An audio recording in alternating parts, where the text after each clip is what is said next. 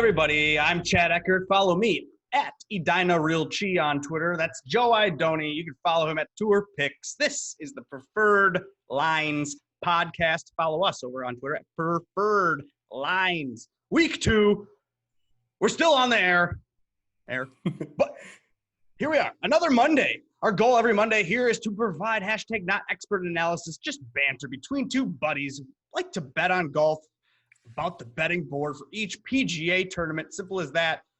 What's the deal this week, Joe, for the guest? I guess let's get right to it. Our star-studded guest this week, you all know him, you all follow him, the legend, the godfather of golf Twitter, at Smart Golf Bets, Mike Miller. He's got a new exciting venture with Matt Wiley at Golflandia he wants to talk to us about. Without further ado, let's hit it. We'll do the best we can to get through these questions as fast as possible for you, Mike, so you can get to bed. I'm going back to work for 3 hours after this. It's only 10 o'clock. Okay. Okay, Mike. Let's see. Honestly, I would be surprised if someone's watching or listening to this but does not already follow at Smart Golf Bets on Twitter. But if you don't know Mike Miller and his background and you want to learn a little more, there's a Fantasy Golf Pod interview that I did a couple weeks ago where Mike gave some of his background on tipping golf and shared a few of his adventures in the world of gambling. It's fun stuff. Now, Mike has taken his talents to Green Square Golf. He's started a new venture with Golflandia's Wiley, taking his brilliant spreadsheet and putting it behind a paywall, which is fantastic news for you, Mike. Congratulations on that. Hey, thanks, Chad. Yeah, as I explained in that interview a few weeks ago, it was a do or die situation. And, Matt sort of, in a way, came to the rescue and enabled a lot of the technology and so on to make it happen. And it's been a successful launch too, after a few glitches on day one. Right on. So what we're going to do here, first of all, thank you for coming on. Pleasure to talk to you. But what we do here is it's a little bit of a rapid fire segment. So Chad and I will kind of go back and forth, ask some questions pertaining to the odds board, to the field, and that's about it. We just ask you, do what you can to try to keep it short and concise, and we'll just keep it moving. Does that sound all right? Sounds good. All right, Chad, you're up first. Start the clock. Okay, we got you 9 minutes. Now, it's Mike Miller, so we'll probably go over this 9 minutes because I don't want to cut Mike Miller off. Jesus Christ.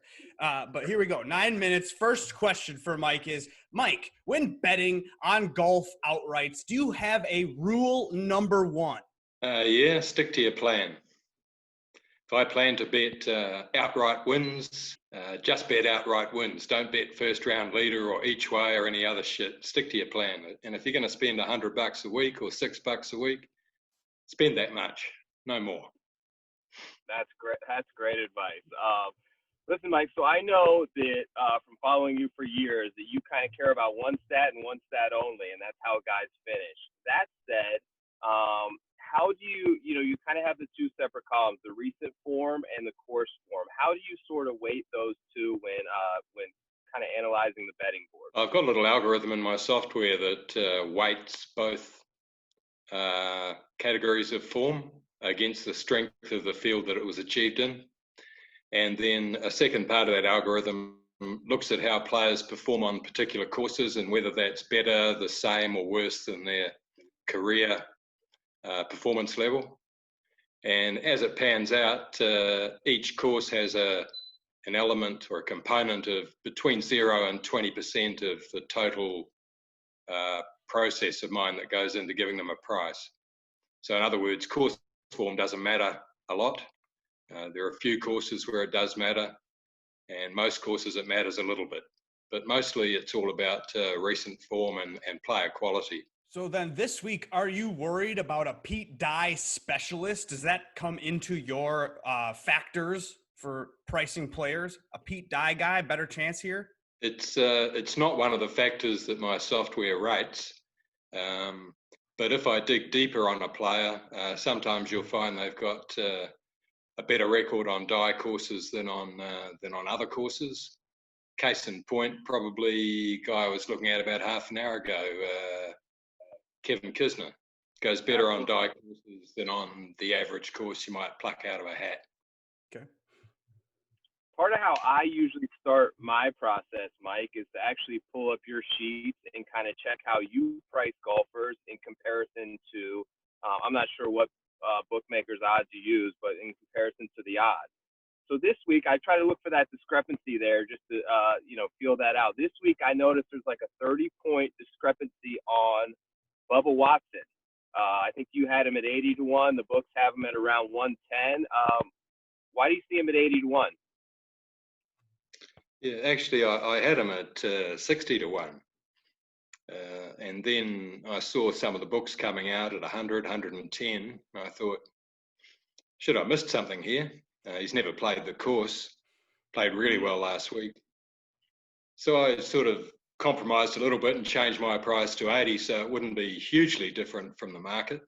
But it was also a signal to followers that I thought a price of 100 or more was probably value. I mean, he can move the ball both ways.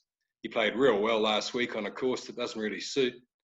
And he seems to have come into some better form since he got rid of those stupid fucking coloured balls. Exactly.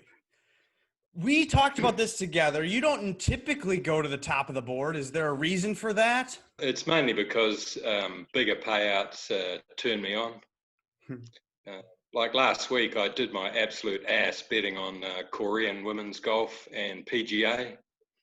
But I also backed Christopher Ventura each way in the Corn Ferry tournament at just over 100-1. So it's 25-1 for the place. And that place payout on that ticket covered all my sins on all the other stupid, dumb, uninformed bets that I shouldn't have had last week. Yeah, I was there myself. I totally whiffed last week.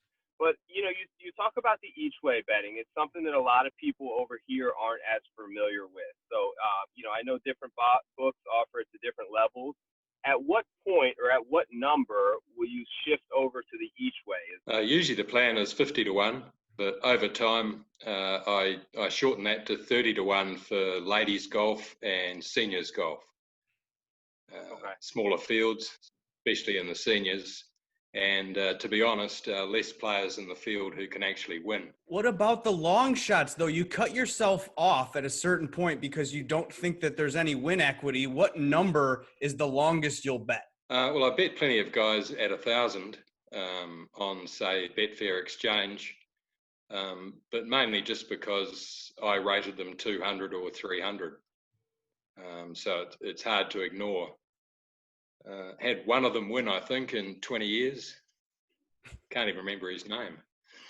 But yeah, just week to week, it's around about 250-1 on the PGA Tour anyway, where the form is very disclosed and there's a lot of analysts and a lot of analysis going on. Not so many surprises. So yeah, around 250-1. One question that I've had for you for a while about your sheets.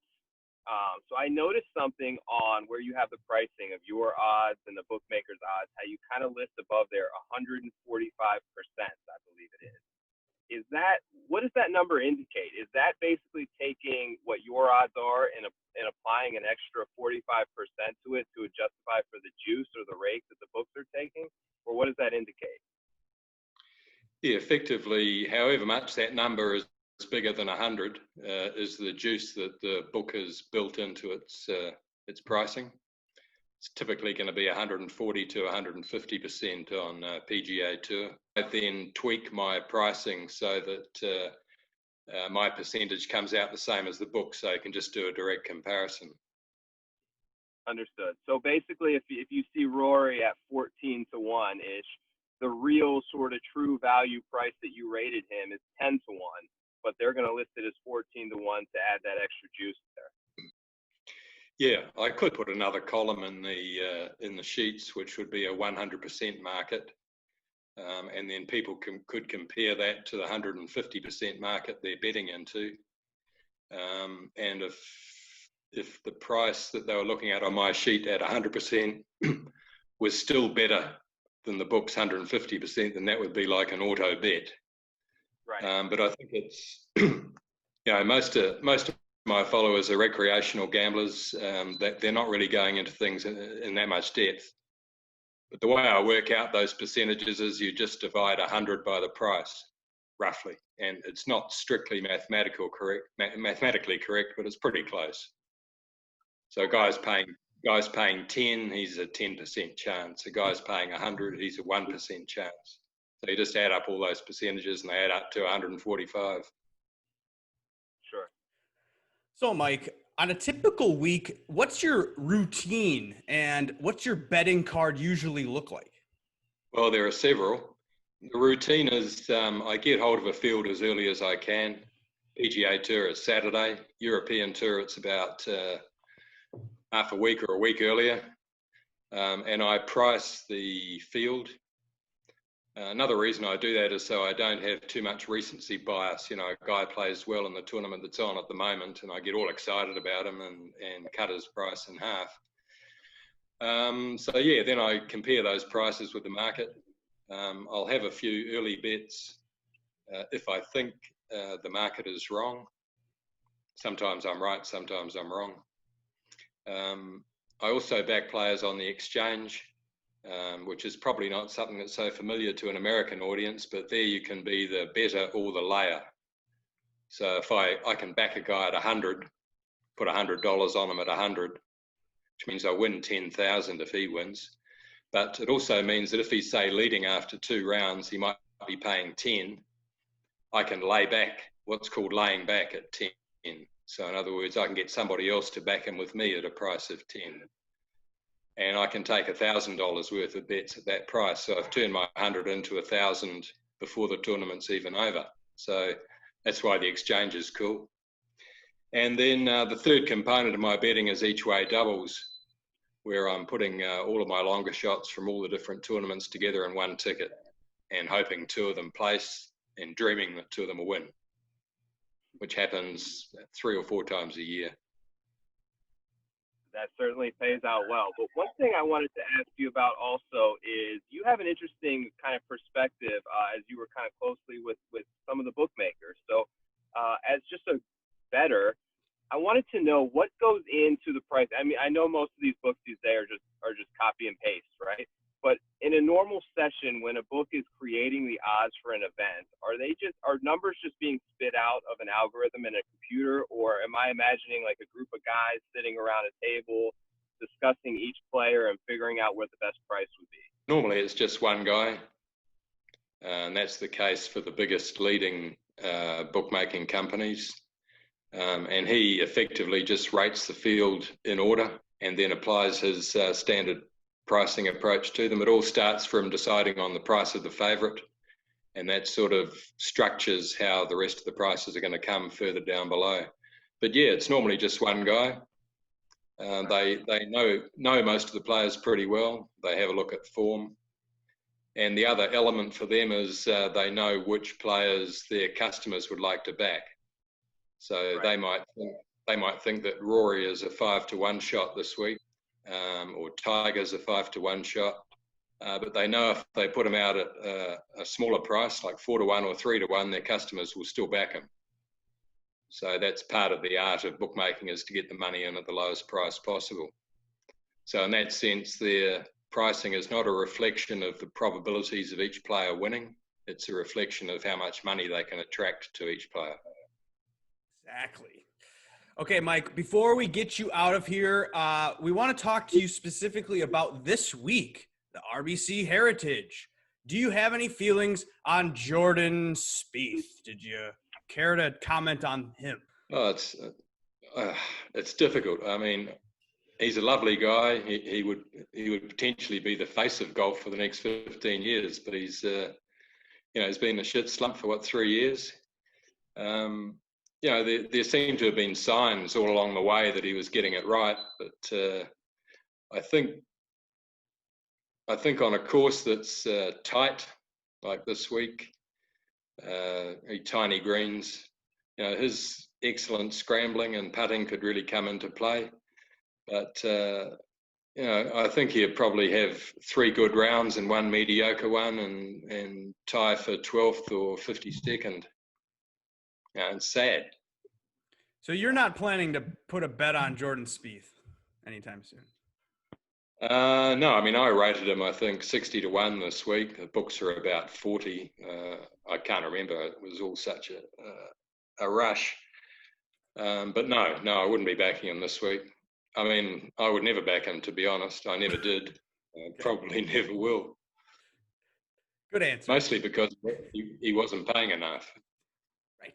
Too popular. Speaking of who you're backing, Mike, we have to ask your favorite preferred play this week, given the odds for the Heritage. You got a guy? You got a name for us?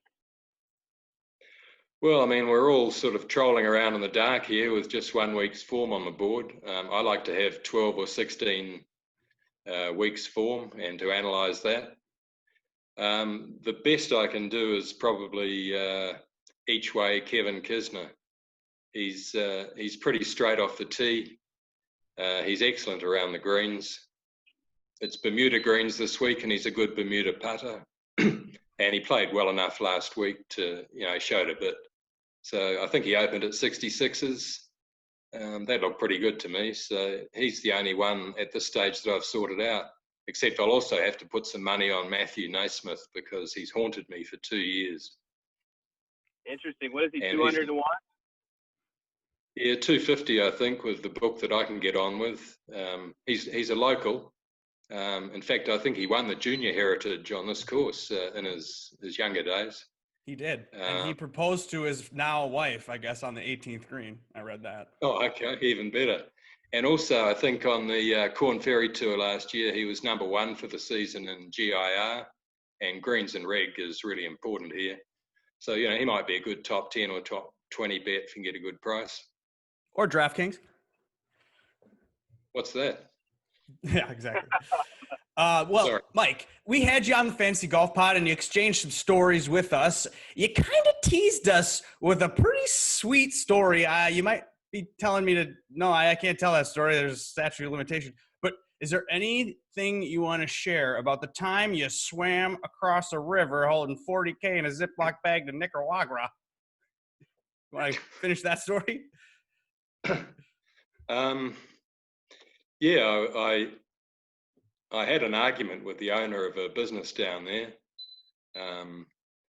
He pulled a revolver out of the top drawer of his desk and started playing with it while he was threatening me. And we were having a really serious argument, as you do in business. But because this guy was a psychopathic fuck, he started playing with this gun. So I walked out of his office half expecting to get plugged in the back. But, I walked out, went back to my apartment, rang up a guy who had just moved there and said, "Do you want to buy all my stuff? You can have a good price." Then I remembered that this guy had the airport and customs and immigration nailed down. The police chief in the country, which is Costa Rica, was on the payroll, had an office in our office. So I couldn't sort of leave by conventional means. So I holed up in a hotel near the border and through a couple of contacts of mine, eventually got put in touch with a guy who took me across this little river into Nicaragua. And the only hassle I had, I flew to Houston after that. The only hassle I had was I didn't have an arrival stamp for Nicaragua. So I just shouted at them and said, your staff at the airport must be dummies because, I came through the airport 3 days ago. And then I got to Houston and booked a flight on to Australia, which was home at the time. And I got pulled aside by American immigration in Houston. They said, "What have you been doing in Costa Rica?" And I said, "I've been on holiday." And they said, "For a year?" I said, "Yeah, it was a good holiday." I said, "Have you been involved in the gambling industry down there?" And I said, "No, apart from a bit of betting, no, not at all." And then they had different people come in and ask me questions. And eventually, after about an hour, they just wound it up and they said, "Oh, gosh, sorry, you've just missed your connecting flight to Melbourne, but yeah, good luck, see ya." I thought, okay, thanks, boys. But hopefully they're a little bit more mature these days. Well, you've grown up, Mike, and you've become a businessman of a legal, normal, regular business with a not so shady guy, Matt Wiley. So that's helpful. Yeah, Matt's only mildly shady, so yeah, it's definitely a step up.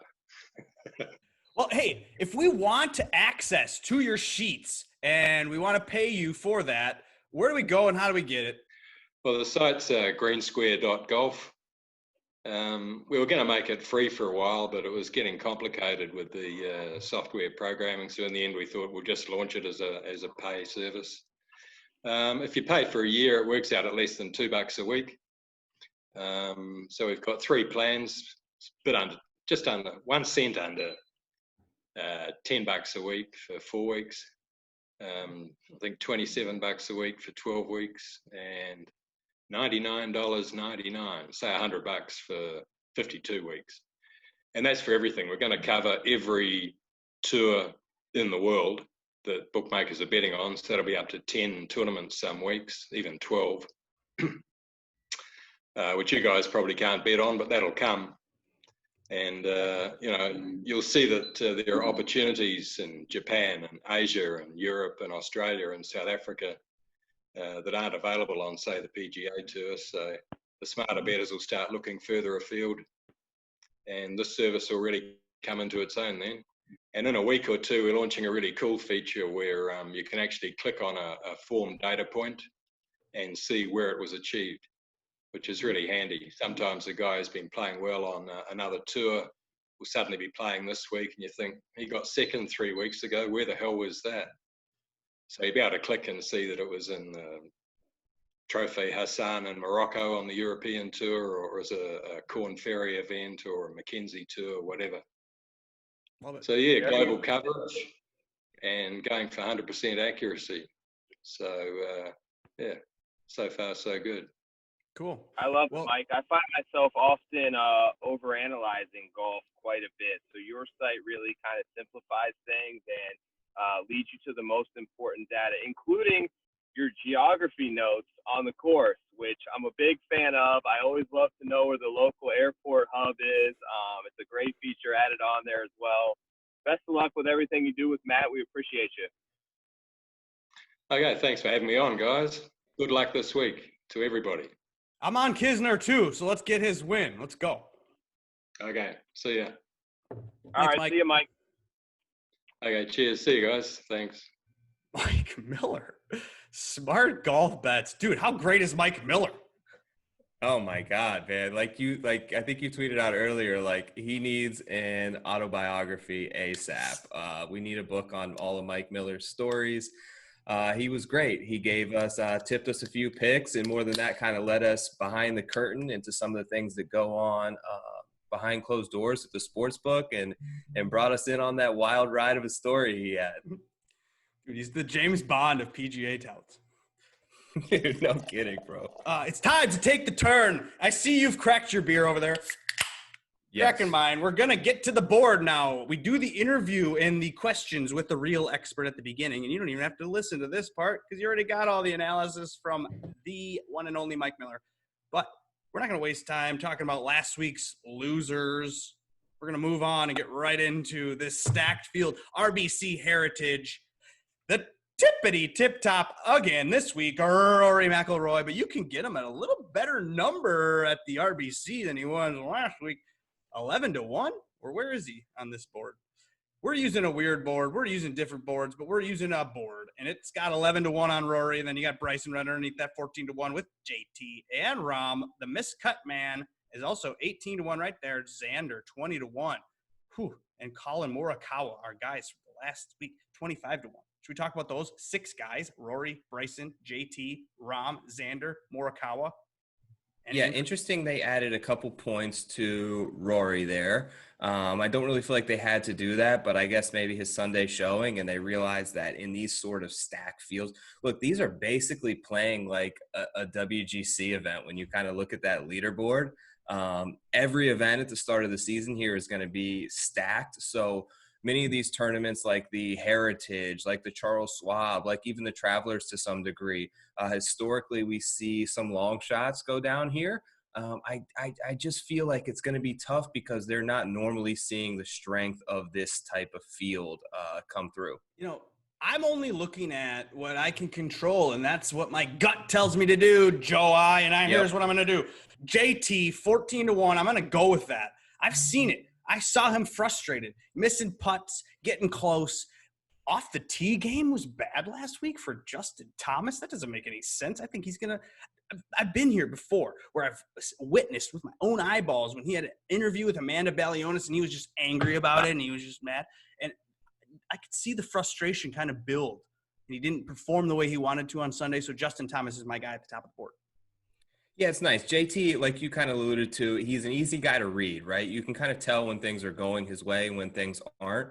World-class player. I think he deserves to be priced right up there around Rory's range. So 14-1 is fair if you want to go there. What about the 20s and 30s? You got Rose, Reed, Webb, 28-1. Berger, last week's champion. Woodland there at 33 with Hideki and Spieth and M. You got any of these guys? Yeah, so right off the bat, I bet Sun JM already. Yeah, he's so good. This course just reminds me in a lot of ways of places where he's had success, including the Honda. He's great on these tight, narrow, windy, coastal courses, and that's exactly what we have this week. Had a very quiet last week where they barely showed any of Sung J M at all, but he was right there on the leaderboard, scored well in DraftKings.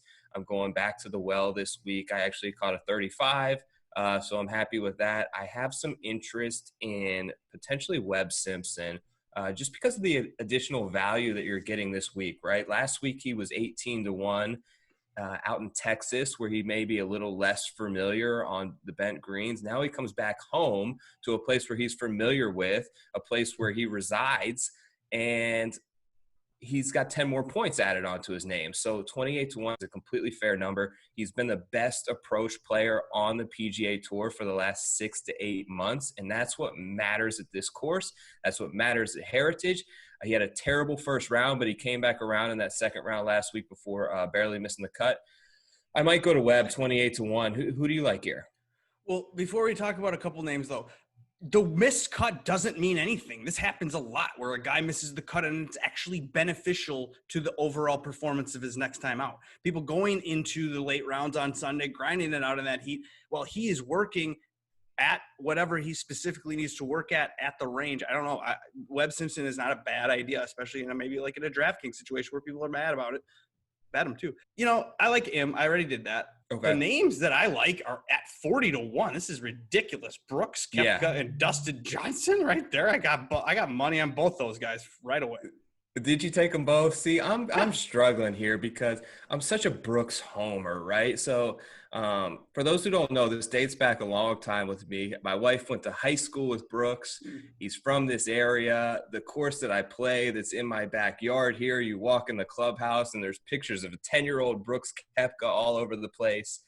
His dad golfs there all the time, so I have close ties with him. I've rooted him on basically his entire career.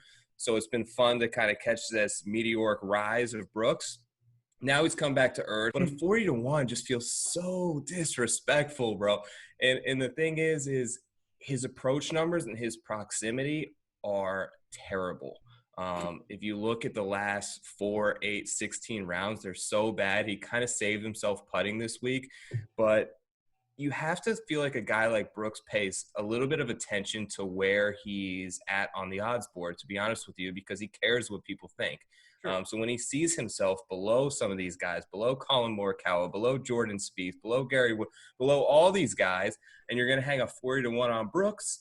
Another thing about him is I know that he's said in the past that he plays his best golf on his second week in a row. Plays better at harder courses. We know this.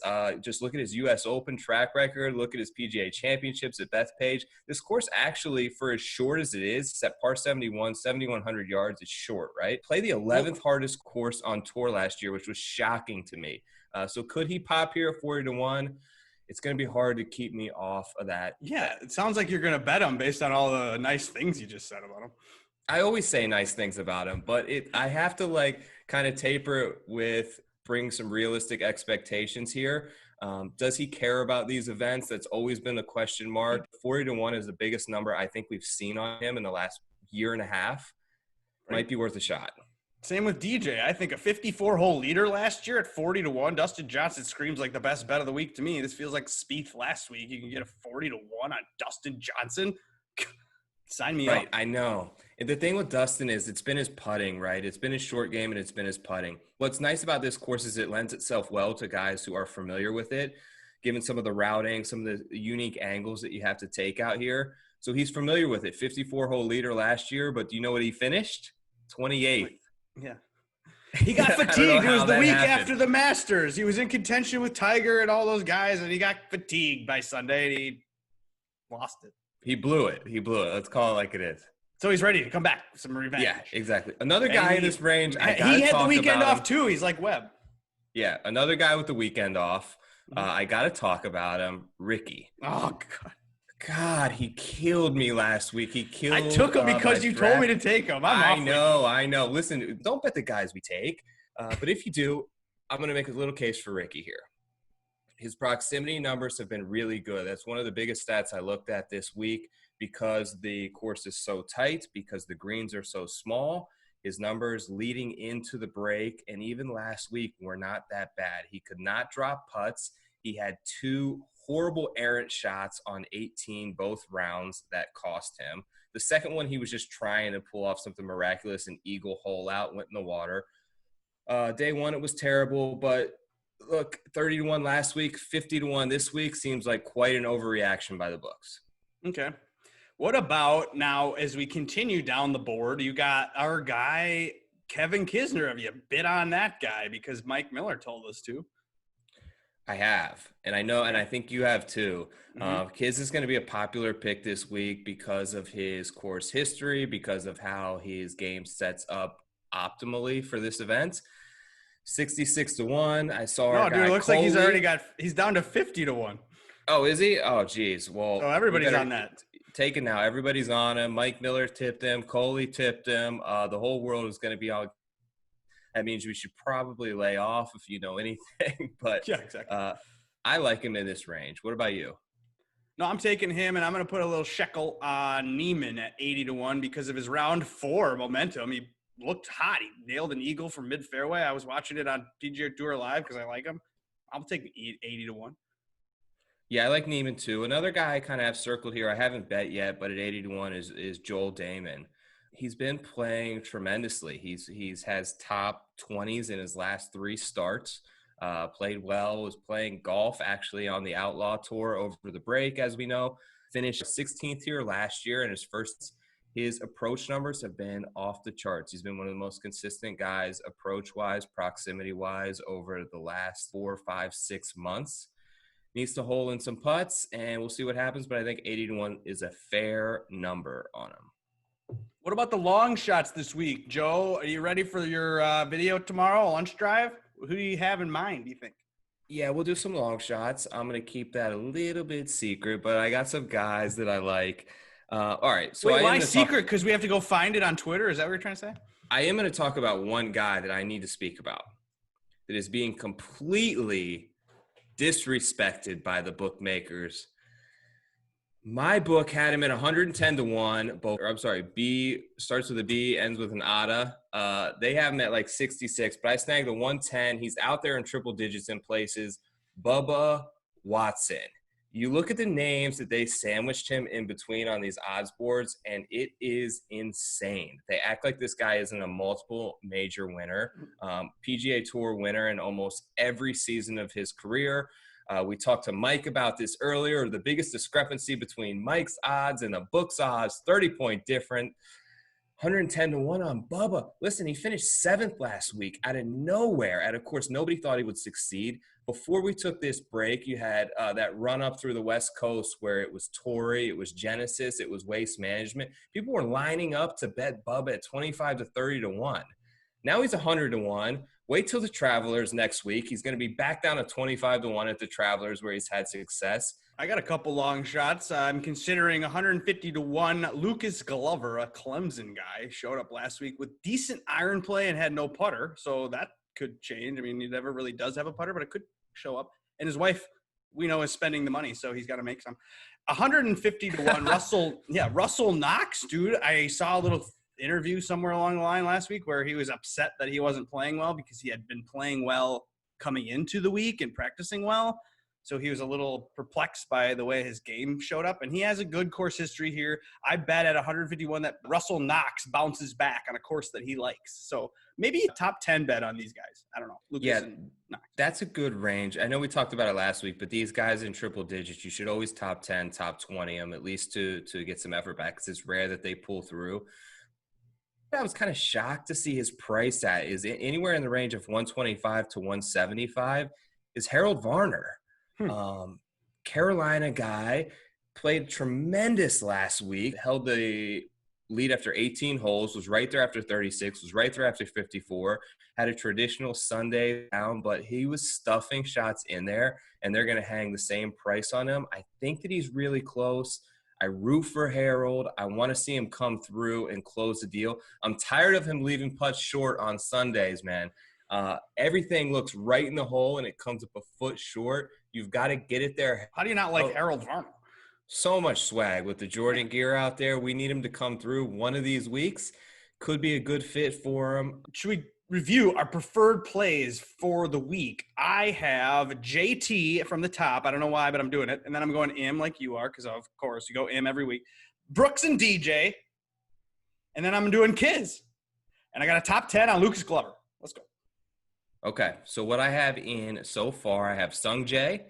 I'm between Brooks and Ricky. I don't know which one I'm going to do there. I'm probably going to bet Webb Simpson, but I also have Kisner, Amen, in that middle range. And then I have Bubba. And another guy that I snagged 100 on is JT, who has a great course history here as well. Played well last week. We'll see if he can string it together again. A deep one that I'm really kind of looking at is Doc Redman. Yeah, same. Been playing incredibly good golf. He's from this Carolina area. Gosh, if you could just get one hot putting week, Doc is going to be there. Top 10, top 20 on 300 Doc to 1. Redman. Yeah, I know. Huge, huge. So you can snag like a 20 to 1 on a top 10 on Doc Redman. Do it. Or you go 300 to 1 on Doc, and then he's in contention, and then you do the live bet craziness that I went through on Sunday, and you end up with money back somehow. Yeah, the live bet craziness can get a little reckless. If you're constantly on them odds boards, it's hard to steer yourself away from clicking, especially at this event. But one thing I know, the great Pat Mayo touched upon it. This is an event where Sunday we see plenty of comebacks, anywhere from 2 to 6 strokes behind the lead going into Sunday. Keep an eye on them. If you can catch a good number, grab it, because that leads itself friendly to a guy who likes to storm the course on Sunday. Make sure you follow us. We like to tweet out our enhanced sweating in play bets. So follow us on Twitter. Right. We did go a little long with Mike Miller today, went past the 9-minute mark of the front 9. So we're not going to do any Q&A by any means, but we do have a towel to give away. Yeah, let's give it away. I'll tell you what, I'm going to pull up. So I did the thing earlier on Twitter. I have a good bit of comments here on guys. People drop some names that they like. How about I scroll through them kind of like we did the other week? You give me a stop, I'll stop, and we'll shout this person out. Give them a towel. What do you say? Sounds good. All right. You should be watching this on YouTube, by the way, too, if you're listening to this on iTunes. If you don't think it's legit, fuck off. Or watch it on YouTube. If you don't know, I'm sweating. All right, I'm going. I'm sweating a lot in my garage right now just because it's hot in here. Okay, you're scrolling, and he's going to stop. All right, his name, I don't know if you could see this. His name is Sam Spradlin. Sam _Spradlin 85. He dropped a Tyrrell Hatton on my comments. You want yourself a Preferred Lines towel. It's in the background here. DM me or DM the Preferred Lines your address. We will send it out this week. Throw it on the golf bag, muck it up, wash your dirty clubs with it on us. Thanks, do Sam. it. And then next week, let's give away more towels, okay? Every one of the people, if you retweet whatever the Preferred Lines tweets about this particular pod, like you go to the Twitter and you retweet that, everyone who retweets is going to be into another drawing next Monday. I I love it. I love it. We've got some tremendous guests lined up as well already that we're excited to bring to you. Thanks to everyone who listened to us to ramble on golf for the first couple episodes. We've had a number of listens and downloads. So thank you guys. It's been fun. We enjoy it. We drink beers on Monday night and talk about the odds boards. And cheers. Thanks again. Peace out. Peace.